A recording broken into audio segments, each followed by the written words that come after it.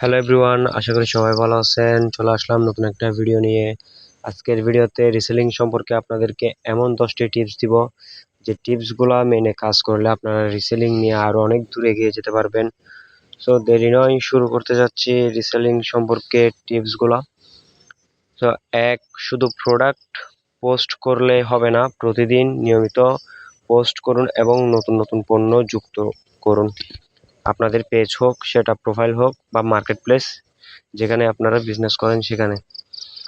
2, প্রোডাক্টের ভালো ছবি ও ভিডিও ব্যবহার করুন। পরিষ্কার ও ছোট ভিডিও ক্রেতার বিশ্বাস বাড়ায়। 3, কপি পেস্ট না করে নিজের ভাষায় ক্যাপশন লিখুন, এতে পোস্ট আলাদা দেখায় এবং বেশি আকর্ষণীয় হয়। 4, মেসেজের দ্রুত রিপ্লাই দিন। অনেক ক্রেতা দেরি হলে অন্য জায়গায় থেকে কিনে নেয়। 5 নাম্বার হচ্ছে ক্রেতার সমস্যা বুঝে পণ্য সাজেস্ট করুন। জোর করে বিক্রি না করে প্রয়োজন অনুযায়ী পরামর্শ দিন। 6, নিয়মিত ফেসবুক গ্রুপ, পেজ ও নিজের প্রোফাইলে পোস্ট করুন।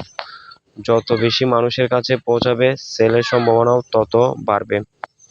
7, কাস্টমারের রিভিউ ও ডেলিভারির ছবি শেয়ার করুন, এতে নতুন ক্রেতাদের আস্থা তৈরি হয়।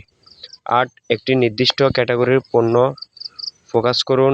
একই ধরনের পণ্য নিয়ে কাজ করলে আপনার একটি পরিচিতি তৈরি হবে। আমাদের 9 নাম্বার টিপস হচ্ছে অফার ও সীমিত সময়ের ডিসকাউন্ট দিন। যেমন আজ অর্ডার করলে ফ্রি ডেলিভারি বা স্টক সীমিত, এরকম কোনো কিছু আপনারা অফার দিবেন, আপনাদের পেজে হোক বা প্রোফাইলে হোক। আমাদের লাস্ট এবং 10 নাম্বার টিপস হচ্ছে ধৈর্য ধরে কাজ করুন। প্রথম মাসে অনেক সেল নাও আসতে পারে, নিয়মিত কাজ করলে ধীরে ধীরে ভালো ফল পাওয়া যায়। রিসেলিংয়ে সফল হতে চাইলে শুধু পোস্ট করলে হবে না, নিয়মিত কাজ, দ্রুত রিপ্লাই আর কাস্টমারের বিশ্বাস অর্জন, এই 3টাই আপনার সেল বাড়ানোর সবচেয়ে বড় চাবিকাঠি।